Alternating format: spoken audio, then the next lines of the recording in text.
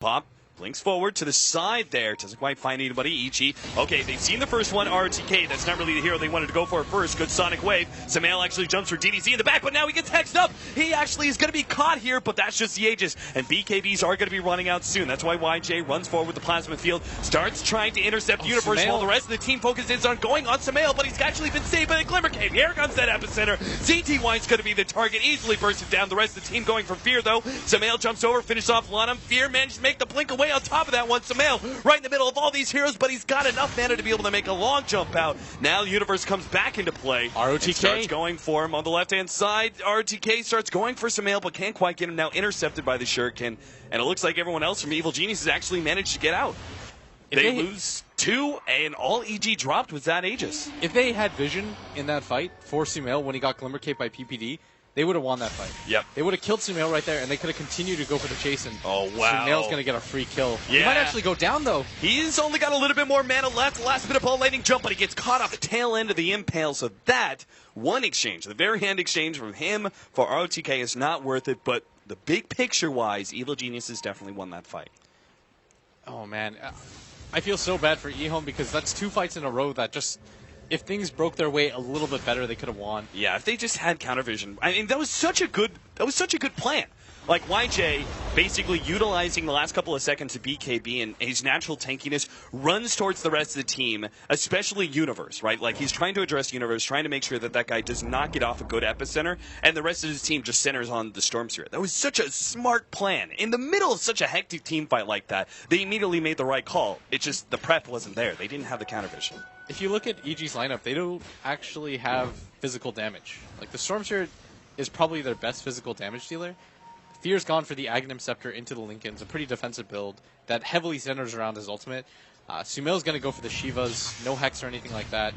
He does have the Orchid, I guess, but he's the main physical damage dealer. So if they're able to pop Sumail in that fight, get him out of the way, slow him down, and then chase the rest of EG, they conceivably could have won that fight, and in a pretty dominating fashion too. Mm-hmm. Because the Razor's incredibly tanky. Yeah. And same with the Bloodseeker. He's got 2k HP with 15 armor. So they probably could have won that fight if you rerun that fight with just 1 sentry. Yeah. Because they locked down Sumail, he was silenced, but then the Invis comes in, he waits out the silence, turns everything around for them. But to make a point clear, the physical damage, the reason you're pointing out the lack of physical damage on EG is the fact that the physical damage is usually sustained, right? Like the rest of magic damage that Evil Geniuses have, essentially you throw it out and you're kind of done. So if they manage to take out the sustained damage of the Storm Spirit, Evil Geniuses just eventually would have run out of steam in that fight, wouldn't have been able to kill as many heroes, and E-Home just would have steamrolled them from there. yeah, but you can't really mess up fights against a bounty hunter because things do just get more dire. The difference in net worth is now approaching 12k. The difference in XP is probably the more troubling statistic. It's up to 15k right now. But again, E-Home, the chance is still there. The way that you should look at it is not the fact that they're down 12k. It's more that they haven't had a perfect fight, and they're still coming close. When it comes to the point where they have a perfect fight and they get stomped, then yes, that's enough for you to call it. But this is why comebacks exist, because E-Home can still get a better fight off than they have so far. Like, they can get better bashes on ROTK. They could kill Sumail in the beginning with a little bit more coordination. So I think that the hope is still there if you're an E-Home fan. Aghanims is the next choice for our Razor, making him even tankier. I mean, overall, I think I really like this build from the Razor. His choice to try and go for the SNY first was maybe just a little bit questionable because they weren't far enough ahead, I think, at that point. But he opts to then, complete the BKB, go back for the SNY, Aghanims. I mean, there's just so many stats here on this hero, and he's going to be a very good source of sustained damage. Evil Geniuses, if they can't pop him early on, if they're not able to focus him down, Razor's just going to tear the fight apart if he can lock down heroes. And that's the big problem, right? Evil Geniuses are incredibly mobile in these fights. They've got 4 out of their 5 heroes that have some sort of movement speed or jump. Track being given to everyone, Storm Spirit and Queen of Pain obviously blinking, and then our Sand King with Burrow Strike and blink as well. AUI's got a blink dagger too, so the mobility of EG should not be underestimated. The key factor here is that if Sumail can get on top of the Lion, he would get rid of his biggest opponent off the bat. Like, a lot of what E-Home's fortunes lie in are how well DDC can position himself. Because right now, he's been doing such a good job of not getting picked off, but this could all change here as EG are set up for this, and But do they think it's just a one-man pick-off? The rest of E-Home are around. Sumail made a big jump straight for the background Lion. Will be able to take him out. He's running low on mana. The rest of E-Home are popping their BKBs and will be able to lock down PPD, who does have that Glimmer Cape to help him survive a little bit longer. CTY is actually looking for more kills. Chain Frost does quite some havoc to E-Home. At the end, it's a one-for-one trade-off. Oh, they're going to re-engage on this. CTY. He's got his BKB, though. Pop by CTY, and Sumail's actually running low on mana. They're going to try and make a commitment for him. YJ, they just turn on to Sumail. He's got a lot of armor thanks to that Shiva. Will be able to get the kill. The Bloodseeker now turns for RTK. There's the epicenter. Wiping out the rest of E-Home, and they don't even drop Sumail. What a bait from the kid. My God, Evil Geniuses just baited that E-Home out so beautifully. All right, Universe just... If there's an MVP, Universe has just played this game so well. His constant repositionings to get that epicenter off. It's the fact that he doesn't just use it when he sees the opportunity of Sumail going in. He waits out the BKBs. He's ever so patient. Sumail trusts his team, zips in, takes all the focus on him, and E-Home, they smell blood. They're like, this is the fight we're going to win. We're finally going to kill Sumail. He's got no mana, but the thing is, I mean, he had Shivas, and even if he did die to arrows, still EG cleaning the fight up perfectly. Yeah, and Universe finally finds that opportunity for that big epicenter, and oh my, they might even take this tower down. And that was so many track kills on AUI, who's just absolutely so rich right now. This is going to be a 20k gold lead if they manage to pick up this tower. And ROTK's charging in, but still need another 10 seconds for the Bloodseeker. They may actually be able to make the full commitment to the melee racks. No, EG back up. They don't want to take a risk, and I can understand why. They're so far ahead at this point. They should not try and force another fight with epicenter down. BKB's coming back up for E-Home. I was getting really excited for E-Home. I thought there was a point right there where it just felt like YJ couldn't die. And he was able to survive the initial onslaught. I thought things were going to be able to turn around for them, but that window of opportunity I was talking about where, you know, you're looking for that perfect fight that'll happen is slowly starting to close. You also got to point out Sumail's beautiful initiation to start all that off. Like when they jumped YJ, and I thought for a second actually that Evil Geniuses were being baited out by the Razor completely, and they were just like, oh, let's just kill the Razor and back out. But EG knew. I mean, they knew E-Home was sitting behind that Razor, and Sumail jumping in with the Shivas active way to the back, straight where the Lion was, hit that Orchid on him and immediately popped him. As you said, like, killed the biggest threat to Sumail. That's the thing that you should always weigh as any type of mobile initiator is who does the most to you versus how much HP do they have. Yeah. A Lion has 7 armor and 777 HP, but he does so much to your hero. Why not just kill him?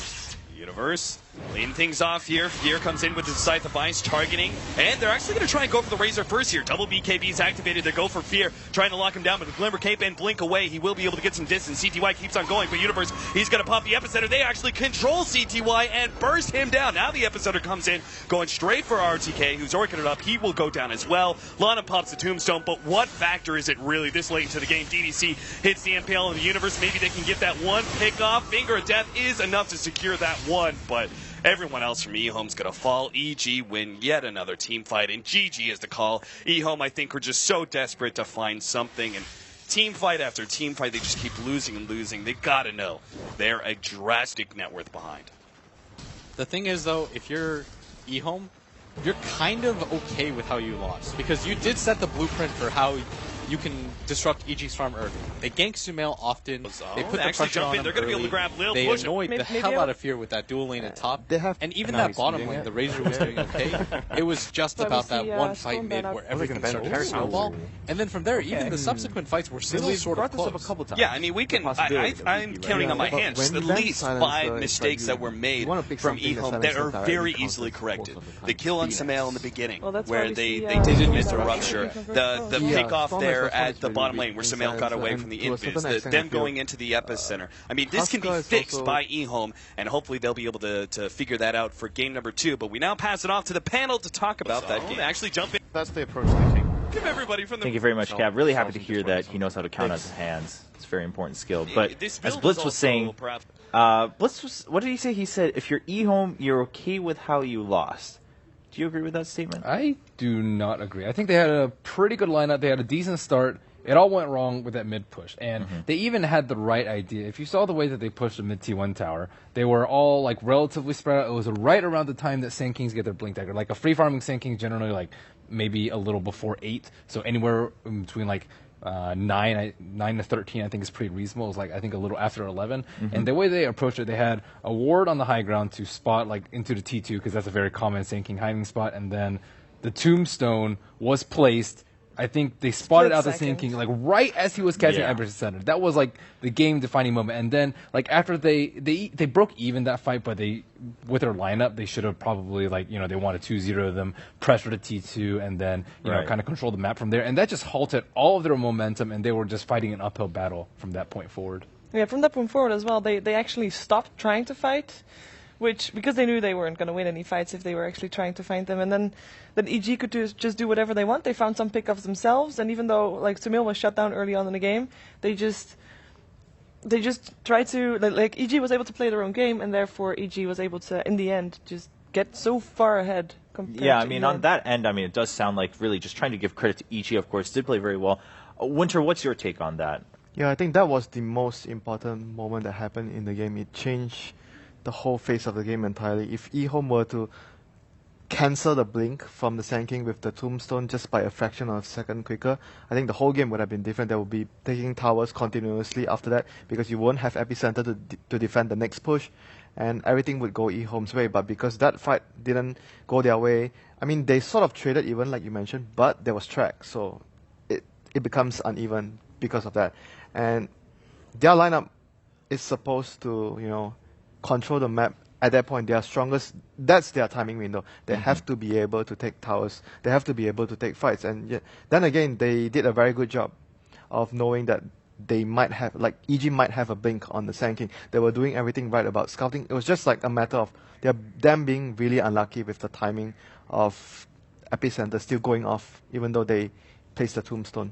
It didn't look like a close game from the net worth chart, but it was a really close game. Right. It was just that one key moment. Yeah, that was just the defining.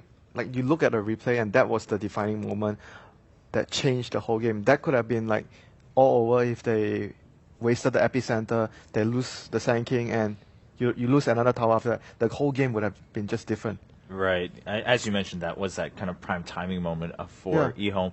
Now, it sounds like we do have a highlight coming up from Game 1 for E-Home versus EG. And as we wait for that to come up, now, something we've discussed earlier is that if you're a weaker team, generally sometimes we've seen them like lose to a hero pick and say, all right, we just don't want to deal with that and ban that out right away. Do you think Sand King made a big enough impact that we might see E-Home ban it? In the second phase, I would say yes, because he did make a very big impact, and the fighting ability of EG that they got with just that one hero was quite insane, and they put it to work really brilliantly. I think there are heroes that can substitute it. It's just you have to be aware of E-Home's strategy before that happens.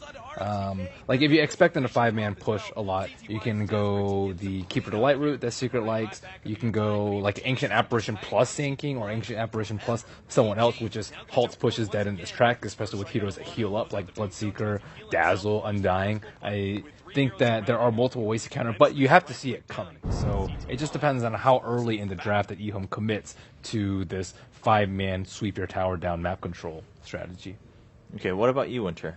I think it's mostly back again what I mentioned in the draft. They are using team fight composition against what E-Home had, which is pushing. They want to group out and push, so that's generally a very good way of dealing with it. And it's just a matter of, I feel a lot of it is just unlucky this game. Honestly, they played as well as they could in the lanes, and